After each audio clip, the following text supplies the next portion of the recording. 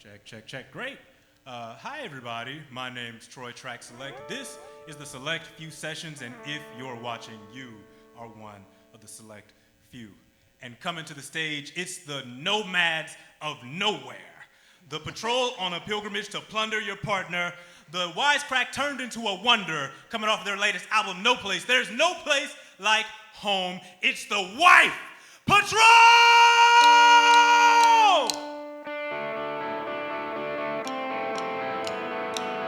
We needed a banger to start.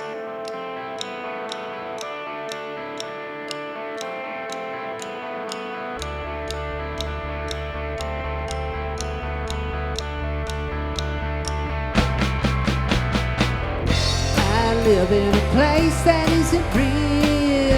I'm alone, so I do whatever I want to do. My only mission is cover more ground. I'll go anywhere as long as it's not here.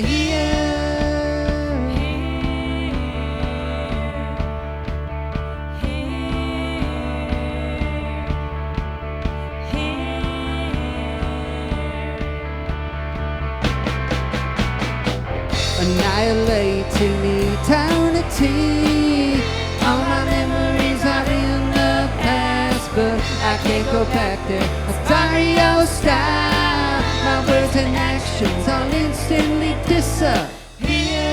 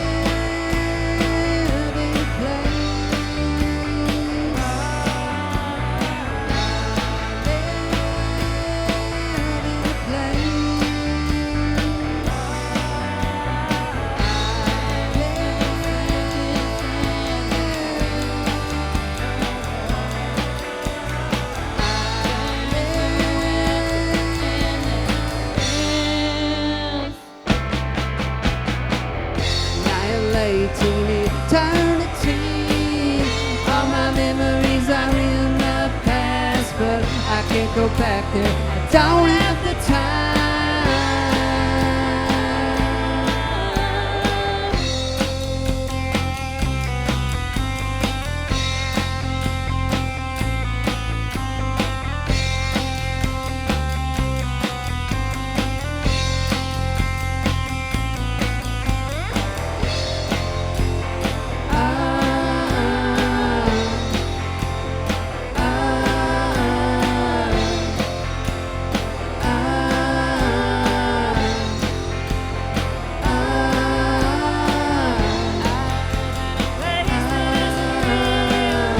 Can't go back there.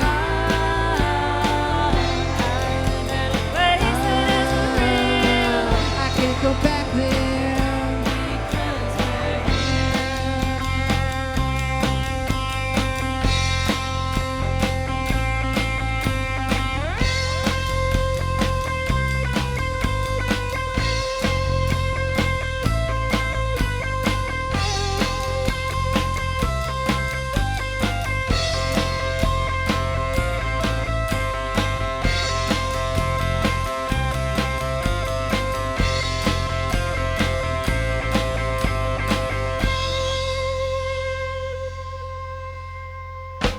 The song's called How to Lose.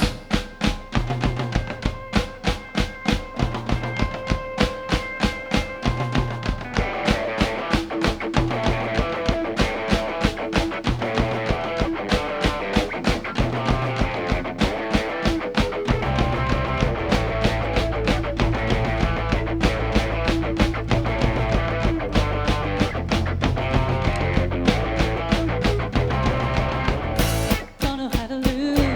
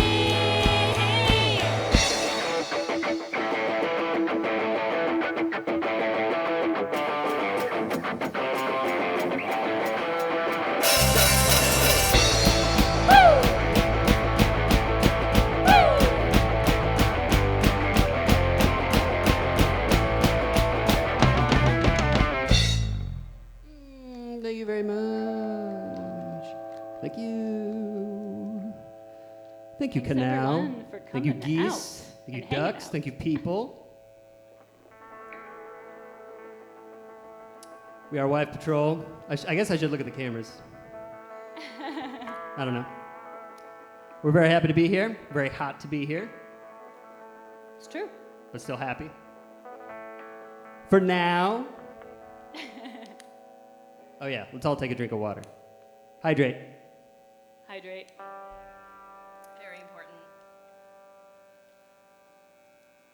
Yeah, we're Wife Patrol. We're from right here in Indianapolis. We've got an album out called NOPLACE. You can find us on all streaming platforms and social platforms, and we got a website. It's wifepatrolband.com. We're out there on the web, and there's not one other band called Wife Patrol. So if you find it, it's us. Why would there be? That's why we picked it.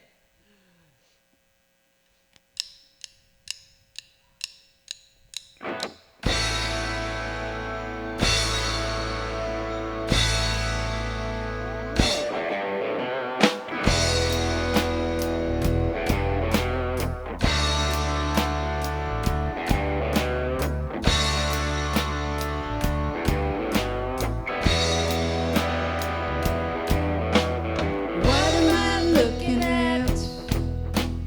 What do I see? And what's that me?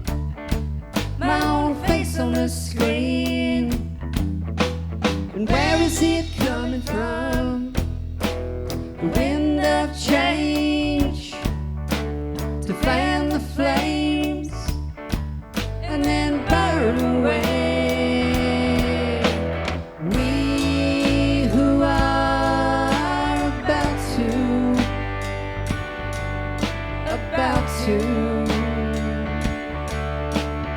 we who are about to.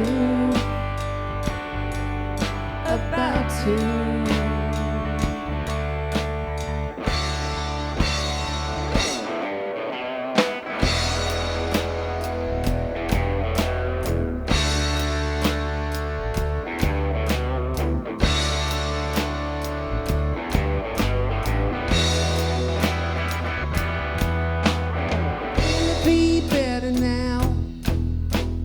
Killed my own. I sat on the throne and got carved in stone. But what am I looking at? Empire's Head. Another begins.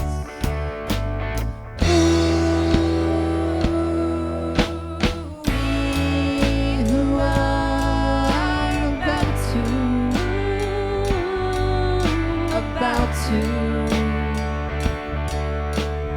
We who are about to.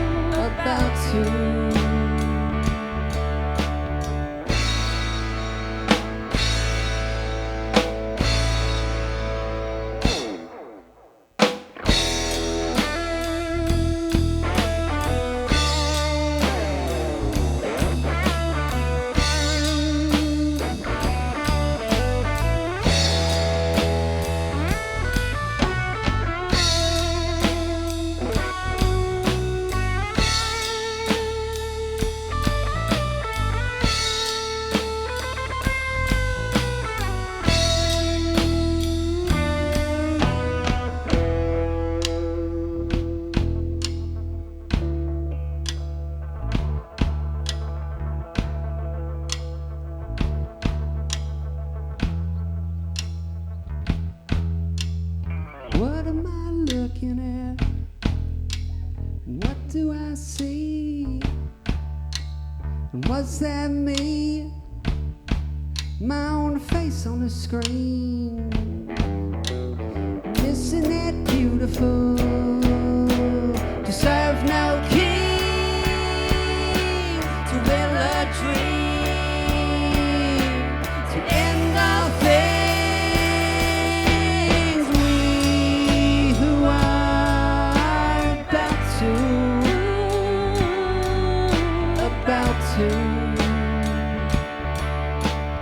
We who are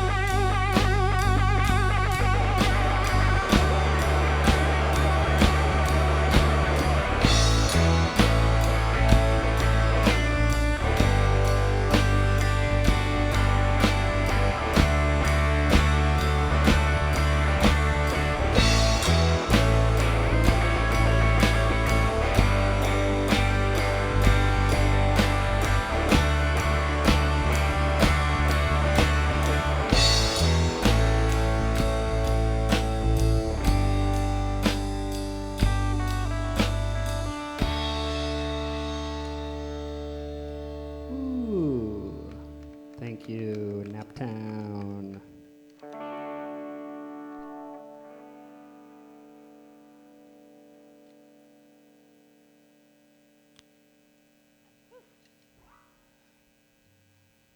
Thick out here.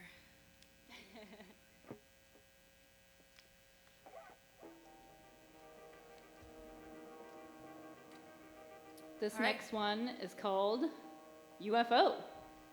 Let's go to space.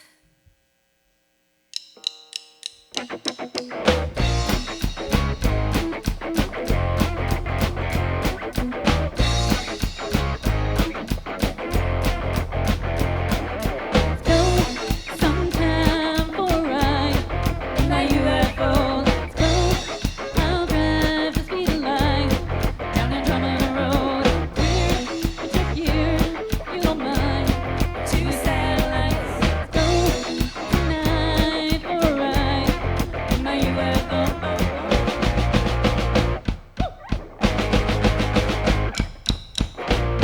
You are fed up with this place.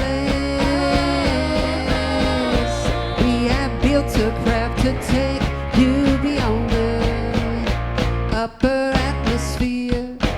And we're out of here. There's no hope, let's run away. Let's go sometime for a ride in my UFO. Let's go. I'll drive the speed of light down Andromeda Road. We're just here, you don't mind. Two satellites. Let's go tonight for a ride in my UFO.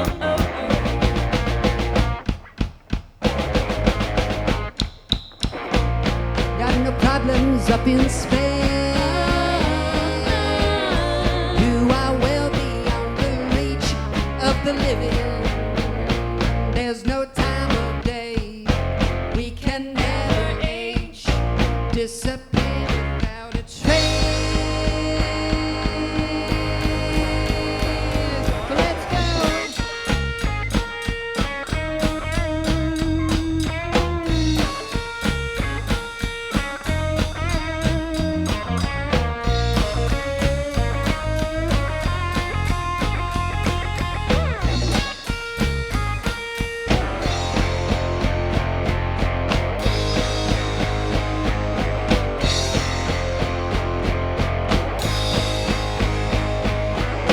No past reunions up in space. Your estranged father cannot send you an email. There's no setting sun, only tedium. 'Cause there is nothing up in space. So let's go sometime for a ride in my UFO. Let's go. I'll drive the speed of light down Andromeda Road. I'm here, but you're here. You don't mind the two satellites. So let's go tonight for a ride in my UFO. Thank you. Man, I was about to pass out on that last space. Viewer, if you rewind to when I'm going space, just know I'm about to fall over. I don't Take a know look. if anyone else looked out in the water. There was something that had a little shark fin. It wasn't a shark fin, it was something. It's one of those canal sharks. And then it went under. I'm like, who are you? There's a little boy. There was a little boy on the raft out there. I don't know where. Greg. Heading down river. Some kind of creature out there. Woo! This song will take us back to cooler times when the flowers were just starting to show up and the grass was turning green again and you had hope that winter was over. So put yourself in that space and maybe you'll feel a little bit cooler. This song is called Equinox.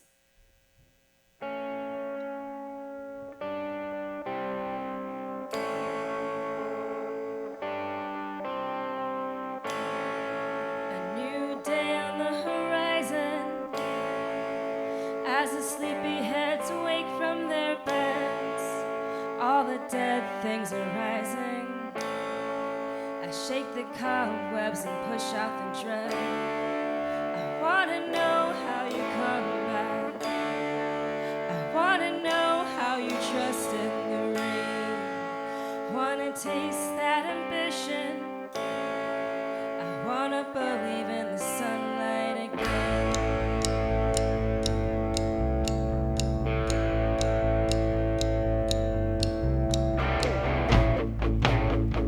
How did we get here? Palms that are cold to the touch. Rivers flow over me pure. And green eases from dormant to lush. I wanna know how you move on. I wanna know how you trust standing still. Won't believe till I see it. The new promise of the first daffodil. 2 years I tossed and turned. Everything I know you never had to learn.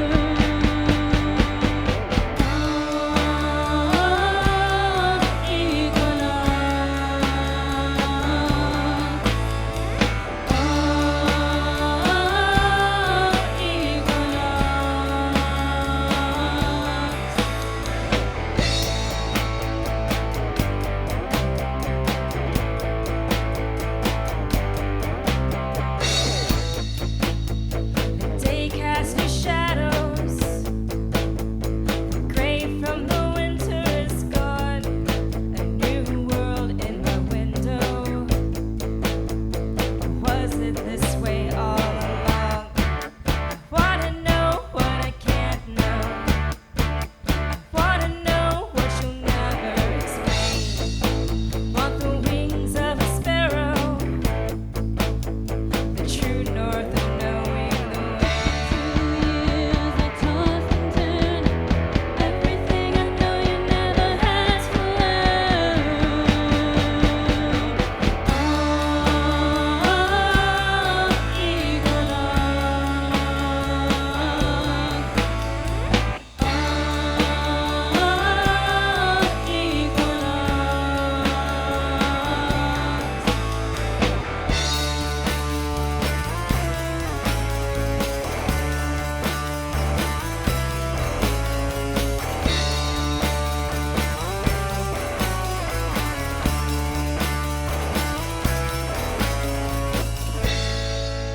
New day on the horizon.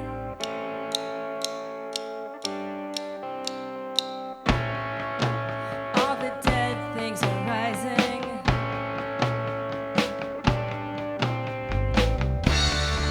I wanna know how you come back.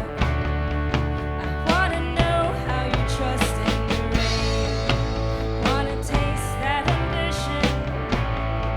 I wanna believe in the sunlight again. And breeze of winter night. The sun's come back to remind us of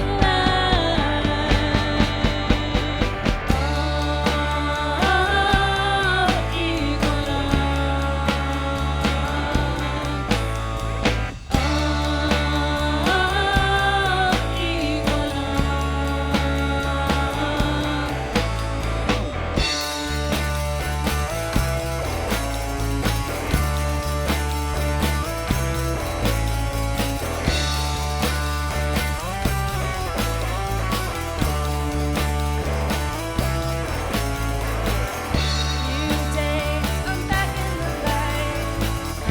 Everything is coming alive.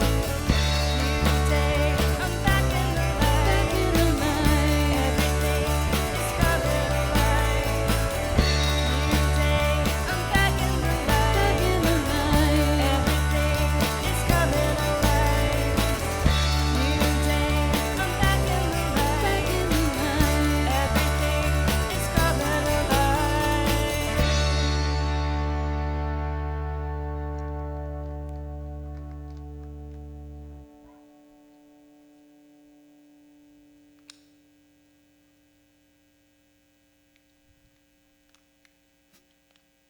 We've got 2 more songs this evening. Shout out to whoever spit gum out here probably years ago that I keep stepping in Oh, because now it's melted again. because now it's melting and it's re-sticky. That's, Shout out to that person. Hope you they're doing know. great. Shout We out don't- to Troy and Yes. Select Few Sessions for having us tonight. Also, thank you Indianapolis Cultural Trail. Yes, don't litter on it. Don't spit your gum out. And thanks to all of you who stuck around to listen to us play tonight. We're Wife Patrol. We're from right here in Indianapolis, and we got a couple songs left for you. This one's called Ruthless.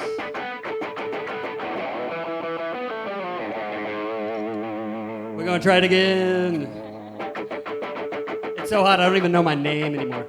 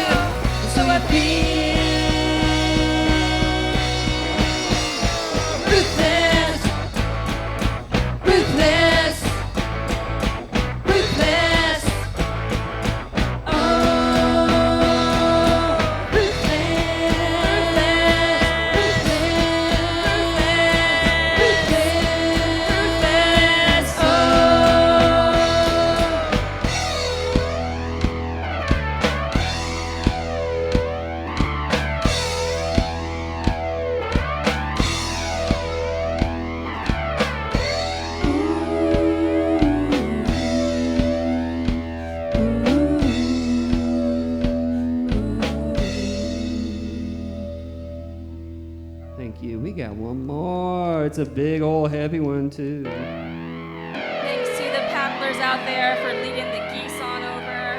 I hope y'all had a great time. Have a good night.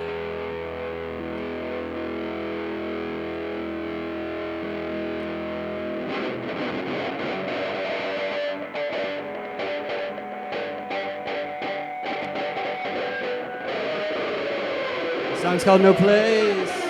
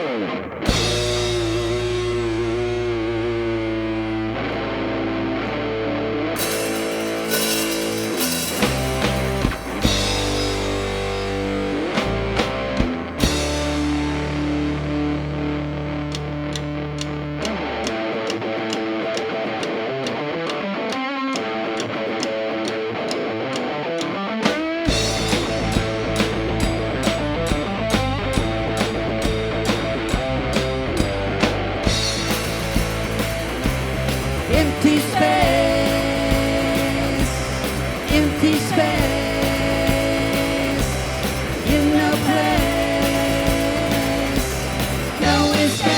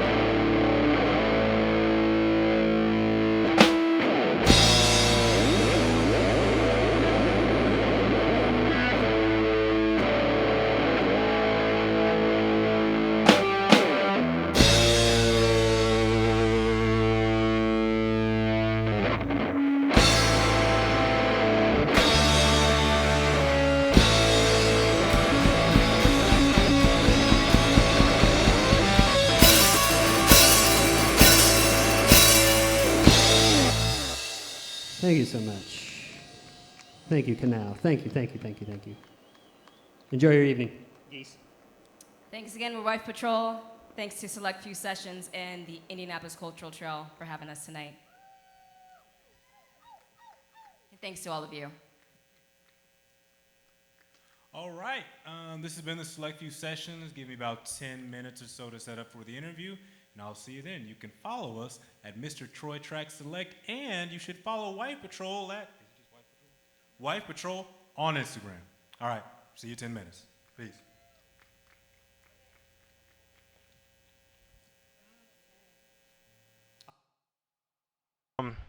Everybody, once again, let's give it up to Wife Patrol for giving us such a great set. I'm gonna clappity clap.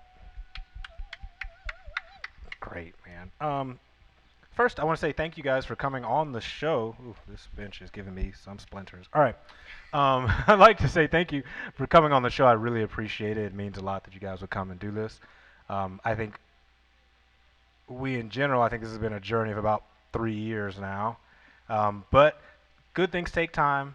So if it takes time, it's probably a good thing. So I usually start this off, and I think Natasha beat me to it a little bit, but do you guys remember when we first met? Yes. I feel like it was at a show Mm-hmm. or after a performance. It was at a show. It was at 10 East Arts, Yes. a festival organized by Eduardo Luna. And Angel Ochoa. Yes. Nice. Two of Great our favorite guys. people. Yeah, they're wonderful. They do so much for the city. They do a lot. But yeah, that was where we first met, and I think before then I actually heard of you because of Grant McClintock from Musical Family Tree. When they were doing those Sunday sessions all the time, that's where I first met him, and I asked him when I was kind of first starting this show, you know, I'm looking for bands of Indianapolis or Indiana in general. Can you point me to some so that I can talk to them? And I think one of the reasons that I went to that show was to meet you all, to ask you to be on a show at some point. Whoa. Yeah, This really is years in the making. for sure.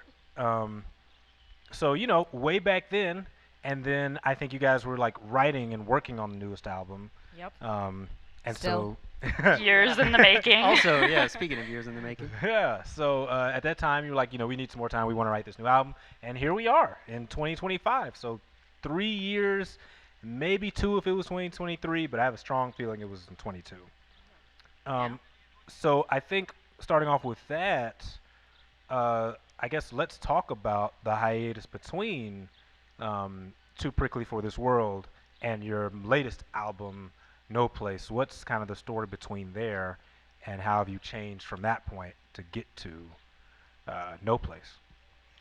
Well, I will say that hiatus is a funny word because we were working very hard the whole time. We are honestly not the fastest of writers, and in part because of the way we work, which is everyone equally contributes to everything we write, in terms of instrumentation, lyrics, vocals, harmonies, and so it takes a lot of time to to do what we're doing when we sit down to write. And there was a pandemic. And there was a pandemic, of course, as well. There was a lot of global upheaval during the hiatus. Yes, yeah, fair that enough. played a part. Yeah, that made it a lot harder for us to obviously get together and get things done. But even during that time, we were doing a lot of demoing and just kind of sharing things between each other online and working on, if we got part of a song from someone, we'd add our part in and send it back and just kind of build things from there. Which is funny because then we had these songs that were like, this sounds good, it's complete. And then when we finally got together, we're like, oh, now we have to sing and play these songs that we did, piece by piece, sitting in our homes. So then it took some readjusting for some of the songs to really make them shine, both for the album and live, being able to play them. Yeah. We are all different people from when the pandemic started and when it ended, and now we seem so far from that. But at that time, it was just a point of limbo for quite a bit. So I guess now that we're into this newest album, I noticed on the cover you're in front of this like abandoned building, and it's got what used to say Hoosiers, but one of the O's is missing. What Hosier. Yeah. Shout out to Hosier.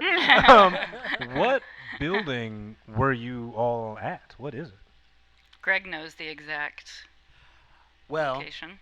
it's at 30th and Monon, and I saw it every day on my ride home from work, and it just seemed like a very trenchant building.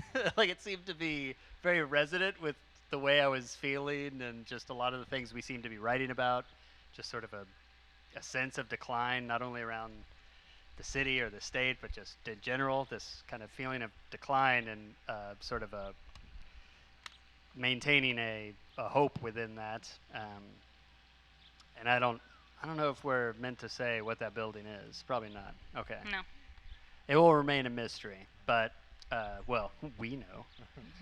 But it's kind of in this alley of development, and it will soon, I'm sure, be gone. But and a kind of 4-level condo thing will be taking its place. But I wanted to memorialize it because it seems, it is just a cool building from a cool, I don't know, not a cooler time, I guess, but A different time. really, yeah. It gives Yeah. you that moment to like you can't help but stop and reflect and think about, past and present when you look at a building like that. And I feel like a lot of this album is about reflecting on things, so it just makes sense. Yeah, I think another interesting thing I noticed on this album and with Too Prickly for This World is like on this one, Greg is looking directly into the camera, and you are looking off to the side. Versus on Too Prickly for This World, you both are looking directly into the camera, and Greg is looking off to the side. Was that a purposeful decision? It became a purposeful decision. All of our album photos have always been the outtakes that we didn't expect, but they also kind of reflect us in a way where it's kind of like, even as we play, Natasha and I are a little bit more regimented with the way that we play and create things and come up with things, and Greg is the one who's just like, let's noodle around. See, look, us two are next to each other on the bench, and Greg is in an Over there. Adirondack. I'm over here by sniping himself. from the Adirondack. Yes. Yeah, and I will say, so we worked with 2 different photographers for the album photography. So Clay Lomnith, our friend, and a wonderful photographer on the first album, who created an image that we really loved. And when we were sitting down thinking about who we wanted to work with on the next album, following Clay's departure from Indianapolis, we reached out to our friend Doug Felligy and told him that we were really looking for something that illustrated continuity between the two.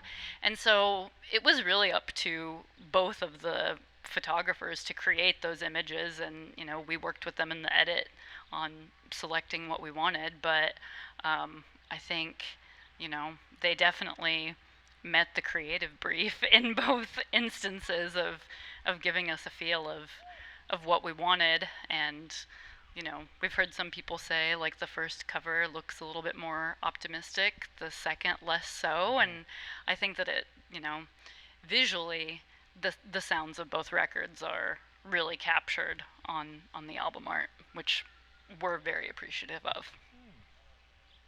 Yeah, so I guess speaking on this album in particular, and I guess when we talk about continuity a little bit, I feel like this album, No Place specifically, talks about a lot of cycles, and kind of how things just repeat over and over again.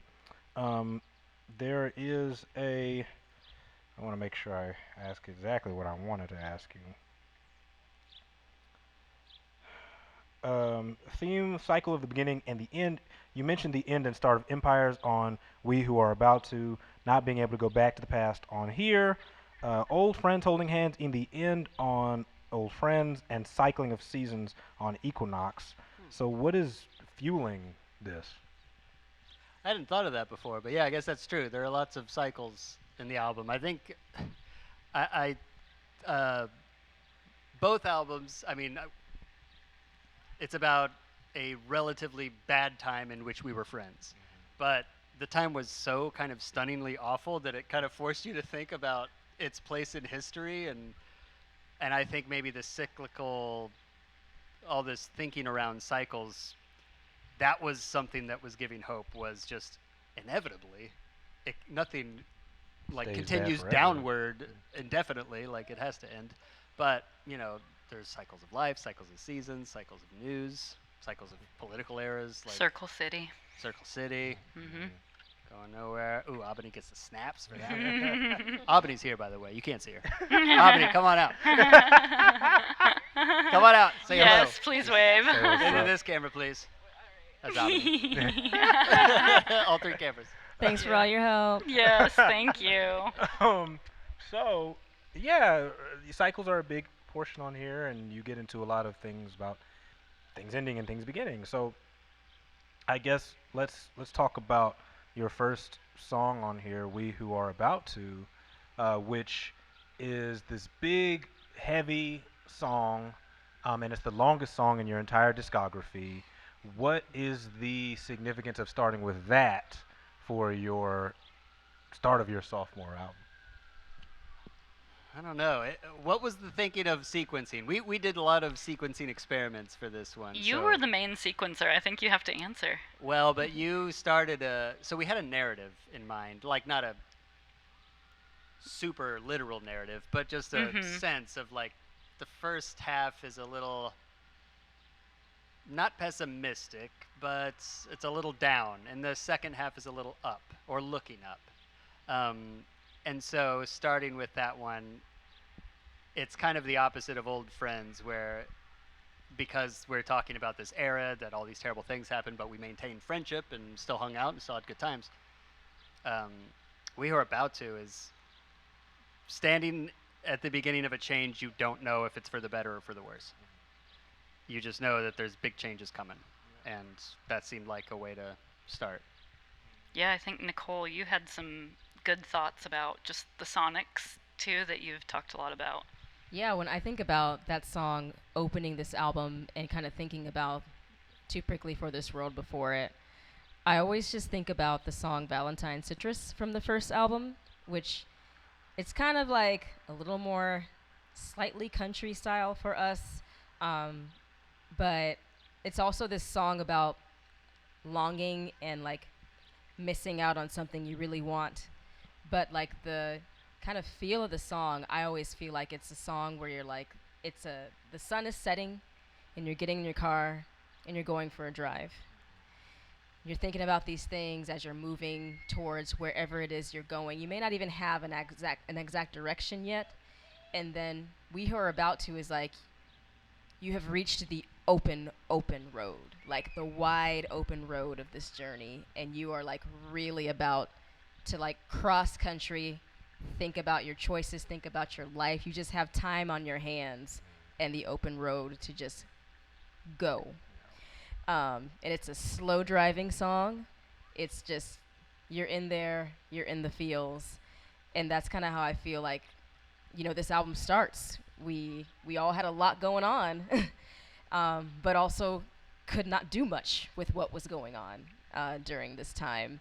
And I feel like that's just kind of that's the vibe I think of when I think about that song and the lyrical content of that song, the musical feel of that song, and starting this album out in that place where you are observing what has happened around you and what is continuing to happen. You're not quite sure. You're thinking about the past. You're thinking about the present. You just don't know what that end of the journey is yet.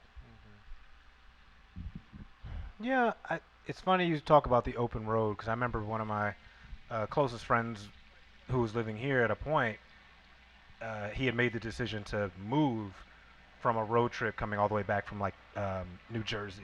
And being on that open road, he just had a lot of time with himself because he did a solo drive there and back. And he said when he finally made the decision of like, I'm going to move, he said he made the decision and then was just in silence for a long time afterwards. Yeah. And I think those open road drives where you're by yourself and there's nobody talking to you and you don't have any type of distraction. You get some thinking done. Yeah, and I think that song is a great example of what that really is because you're like, it does have a marathon quality to it because of how large it is, but also like length too. It's supposed to be this grand thing. Well, and it's funny you say like getting some thinking done on like a long drive. There are so few. I guess we give I should say, give myself so few outlets to just let myself think now.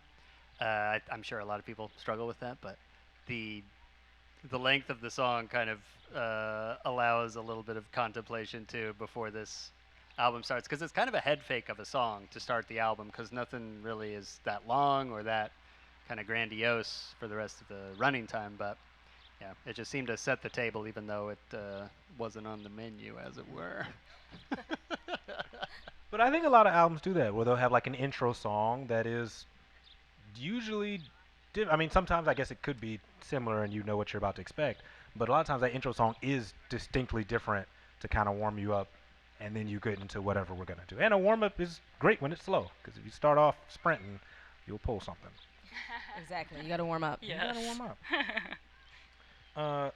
Okay, well then, let's talk about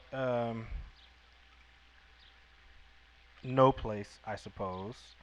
So we talk about No Place, and there's a sequel to No Place. There's No Place 1 and there's No Place 2.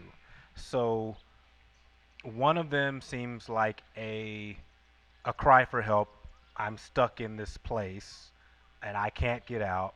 And then No Place 2 is very much well, I'm in here and it is still kind of awful, but I'm living very well in this and it's mine now. So what was... You're really making Natasha's day with this analysis, I gotta say. This is really, I mean, it's almost verbatim what she would talk, because she wrote a lot of the lyrics for that one. Yeah. So tell me what the mindset was behind writing a song and then having a sequel to it, because I feel like I don't see that as much in rock specifically. I see it in rap a lot, especially if you want to count remixes. But they also, in R&B, they'll have their part 1 and part 2. And this is like, it was 1 and 2 from the beginning, not just there's this one and part 2. So tell me your mindset behind writing this and why you decided to make it like this. Yeah, I would say, I mean, you hit the nail on the head about just the sentiments behind it, and I think, you know, anyone who has been kind of in a stuck feeling, whatever the circumstance is, and is being made to feel stuck by people around them, even people who care about them and are concerned about them, it can just make you feel like you're even further at the bottom of the well, even when people who care reach out to you and want to, you know, give you a little push out of a rut. But sometimes we just need to fight our way through and take our time and you know, do things our own way, not always go the speed that, you know, family says or work says or the world says.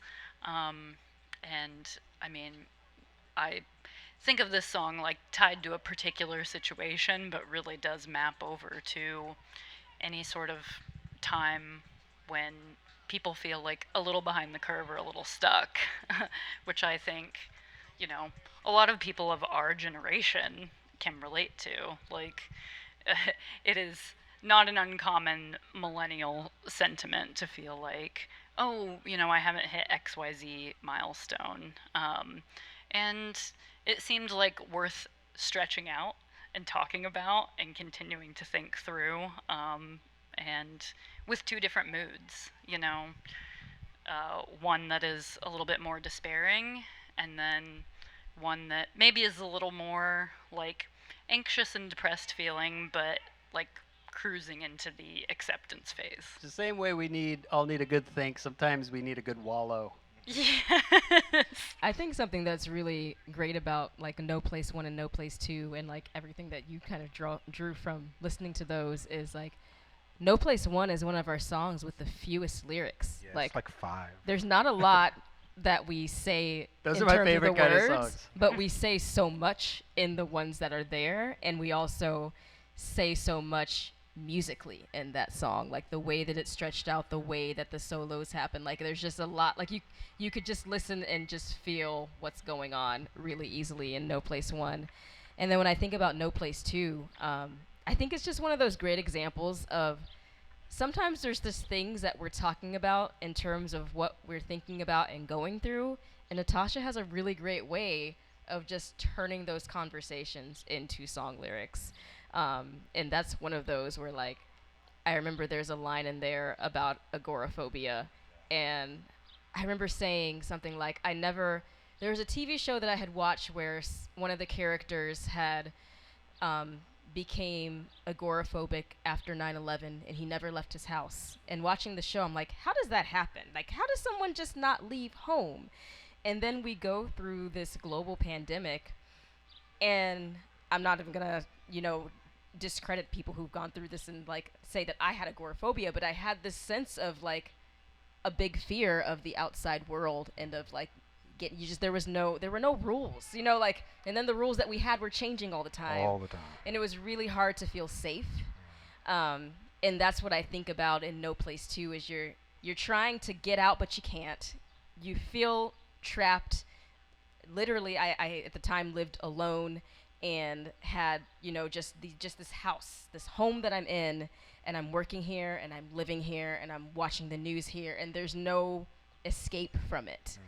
And those are the things I think about with both No Place 1 and 2, but 2 kind of takes it to that next level where you kind of start getting a little comfortable, with like, you know what, actually, I figured out how to get groceries, and, I have my television, movies, streaming service, whatever it is you've got to watch, and suddenly you're kind of like, this actually isn't that bad. I could do this for a while. You kind of got to this point of contentment with what was going on so that you could just make it through day after day. And in some ways, there were folks who just thrived kind of being away from kind of the social politics of life. So those are the things that come to mind for me specifically with that song, or with that pair of songs. Yeah.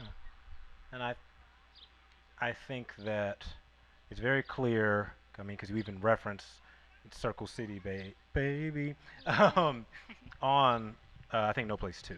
So it's clear that No Place is about Indiana, Indianapolis, and the entire album is kind of an ode to Indiana in different portions. I mean, even the album cover is a picture in front of a building that says Hoosiers.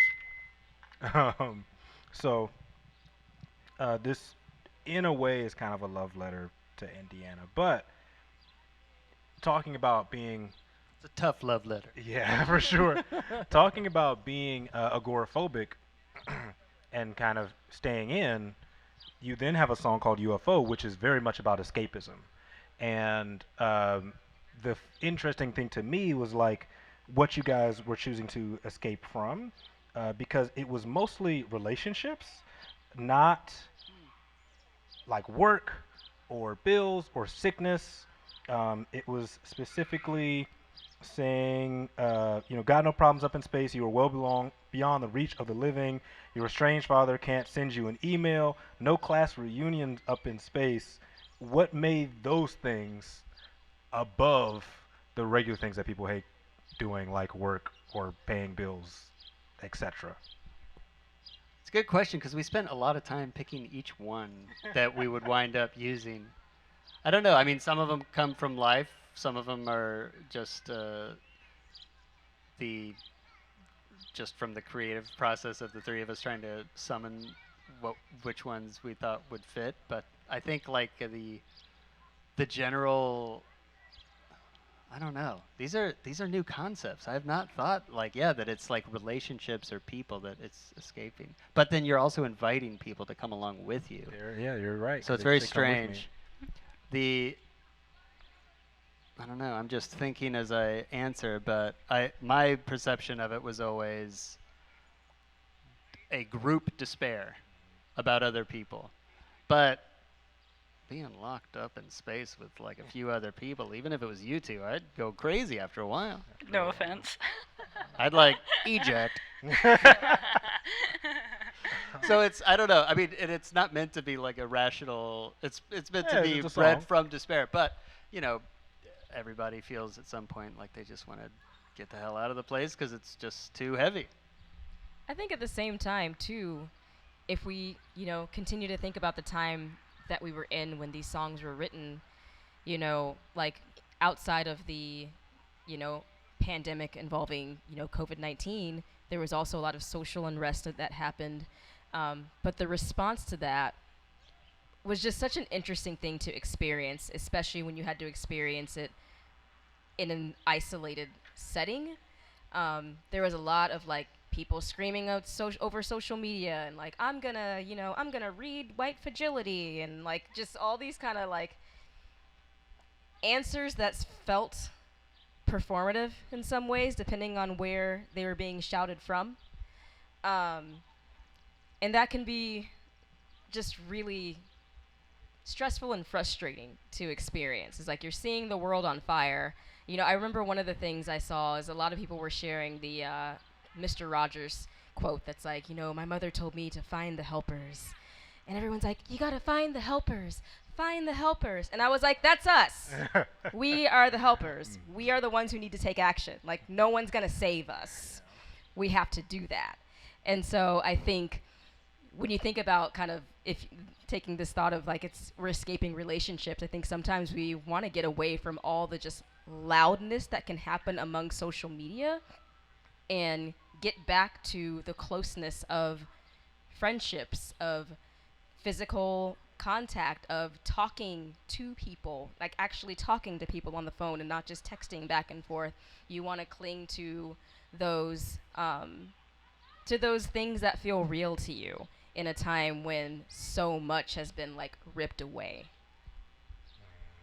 It kind of connects a little bit to the song Here, which has come to be a song just about being on the internet, like at a time when all of life was sort of mediated during the pandemic, especially like during lockdown.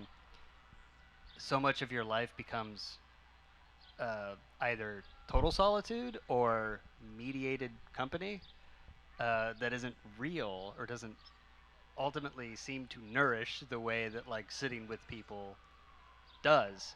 But there was just this awful feeling, or at least I remember this awful feeling of like reading all this stuff, seeing all this terrible news. I'm like, man, if I turn this off, like what am I even experiencing in life? Like if I'm just in my yard and all this, social bonfire is happening, but like there's just birds singing in my backyard. It was just such an uncanny feeling to go back and forth between the two and always be alone, ultimately. Yeah, and I would just chime in as well on UFOs specifically. I kind of think of it as like in, triplicate basically with a song from the first album called let's hang out, Yeah. and then UFO, and then old friends. And I think all of them, you know, varying degrees of consternation in those songs about, you know, the times and the conditions, but an appreciation for, you know, as anyone who maybe feels like they don't fit in everywhere they go, an appreciation for the community that they do have that makes them feel a part of something and welcome, and like they fit. And so yeah, as much escapism, you know, is there in UFO, I think of it as, you know, a real ode to, you know, I need to have the people around me with whom I can be myself, and who, you know, love me and accept me, flaws and all. And, you know, I think some of us, all of us are flawed, but maybe sometimes some of us feel more flawed than others. And so it can be really wonderful to have those people there. And even as you are running away from maybe a set of compulsory relationships, nice to have those like opt-in relationships that really matter. So I guess when we talk about being gathered together and spending lots of time together, you have another song where that leads to the demise of many beings at one time. So with 323, um, you have this story about these reindeer being struck by lightning, and all of them die instantaneously, which is connected back to a story back in 2016.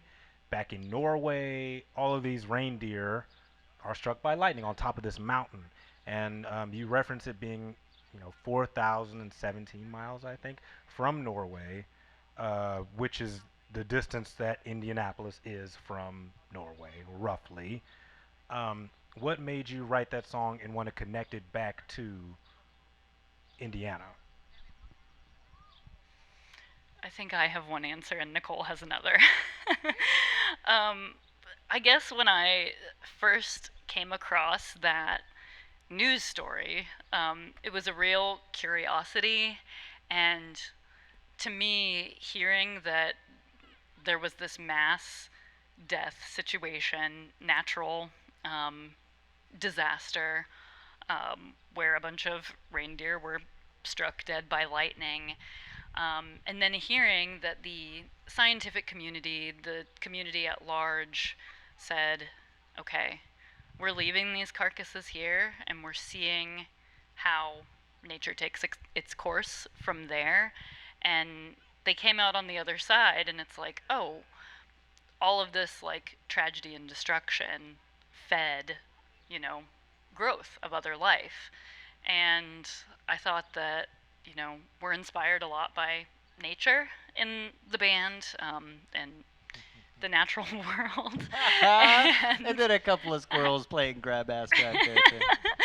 and and to me, I just thought, wouldn't it be wonderful if all such destruction was able to result in a positive outcome, you know, some kind of balance, which is what the natural world seemed to present in that situation, was a balance, you know, tragedy and then regrowth, the cycle, like you were talking about. And I just think that, you know, human beings have a lot to learn from that. And we have a lot of opportunities to take the negative and turn it positive. And we either don't take the opportunity, or sometimes we intentionally choose to go a different direction, because that's the feeling we have in our hearts. It's intentional, the destruction, and there's no intent for positivity to come from it. So I just thought it was a very beautiful lesson from nature, that out of the sadness came this beauty, and just a respect for that cycle, that pattern, and a hope for us to take some wisdom from that. And then there's my take of the song, or at least a part of the song. So this was one where like I received the demo of this and it was pretty much done, and I did not know what was coming, so I just like hit play and heard the story the same way many of you all did, and I was like absolutely shocked. I cried a little bit, and I just felt very sad, and I felt particularly just very sad for these reindeer. And I just couldn't shake this thought of like, what would they have said if they had an opportunity to speak? What would they have felt if they just had a chance to ask why this happened to them? So that's why there is a sort of bridge in the middle of the song that starts with the question, "Did you see it coming?" And it just really spoke to me about the fact that, you know, yes, we do have a lot of natural disasters, but we also have a lot of natural disasters occurring more frequently now due to climate change. And the rapid onset of climate change is, you know, a human problem. You know, a lot of overconsumption, a lot of decisions being made for the benefit of us and not necessarily the benefit of nature. And so it just presented an opportunity to ask some of those questions, like, was there something that you humans could have done to stop this from happening? Was there something you could have done to move us from this space? Was there something that could have predicted that this was coming? We have so many prediction models for things in this world, but are we thinking about how it impacts only us humans in getting away from tragedy? Or do we have the opportunity to help animals, plants, you know, the things around us also escape tragedy? So those are kind of the two parts that came together in this song. Cool. Well, I always give the audience a chance to ask a question that they would like to, and we've got a scattered audience today, so. But do you have a question that you'd like to ask? It's Albany. Albany What's asks next? what's next. We have tons of songs still, and they keep coming. Which is weird when we They say we're start coming and they don't stop coming. yeah. Oh my God. Yeah, I know. I had to fight it. The challenge will be, you know, how we want to kind of present them. If it's going to be another album, or if it's just let's just truck through some songs and get them out of our system. But there's new stuff. There's new stuff that's basically finished too. I know. That's, I will say, like, an interesting turn is we've always got like something new up our sleeves with writing, whether it is us coming into our own in different ways for what we contribute to the songwriting as individuals and collectively. I think that there's been an interesting turn toward the stream of consciousness, like what's the saying, like first time best time or something like that. First thought, best thought. First thought, best thought. There you go. Thank you. You know, my stream of consciousness wasn't working. But I think that there's some interesting things bubbling up that are really sort of off the dome, and I don't know if that's just because, you know, 10 years of experience working together as a group, we're just getting faster and not as slow as I said earlier. Sure. But I don't know, just like new ways to, I guess, express ourselves with a little bit more off-the-cuff ideas that, you know, we're feeling as like, oh, this is like a scratch vocal, or this is a scratch idea, and, you know, landing on, well, actually, I think that's the one. So I'll be interested to see, you know, where we go with it. You know, it's all percolating. But cool there just keeps being heinous bull crap to react to, so we got to keep writing these songs. Yeah, it's cool to not have like a blank slate, 'cause stuff is always going, you know. We have it in different spurts, but plenty of material. I think in the immediate future, we've got some summer shows we're going to be playing, so people can catch us live in a lot of areas of the city. And I'm excited for that. Like, I always joke that we're a band that hibernates. You don't really see us doing a lot in the wintertime.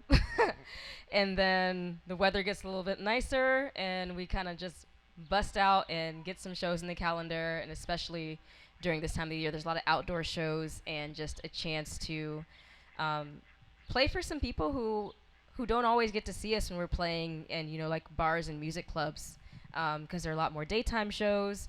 There's a lot more all ages shows, so we can see, you know, a lot more younger crowds can come out and experience live music, which is really important to us that, you know, we can, you know, we were all young people who were inspired by music, so it means a lot to us to also be able to play for, you know, all ages crowds and play for our family and friends. So I'm excited to get out this summer and play more shows and hope that folks will come out and join us. And where can the people find you? When does this come out, do you say? Like a month. Oh, in like a month. Okay. So, I don't think we can share anything. Yeah. Oh, we're not You allowed. Let's can just say follow follow us. us. There you go. On all of our social media platforms. We're at Wife Patrol on all the things. We also have a website, wifepatrolband.com, and we'll be posting all of our shows as they come up there. So, you know, come hang out with us. Let's hang out, as we like to say. Till the sun goes down. Well, let's give it up one more time for Wife Patrol. There it is. Thanks so much for coming on the show, and we'll see you guys next time. Peace. Thanks for having us. That's right. Sweet. Thank you.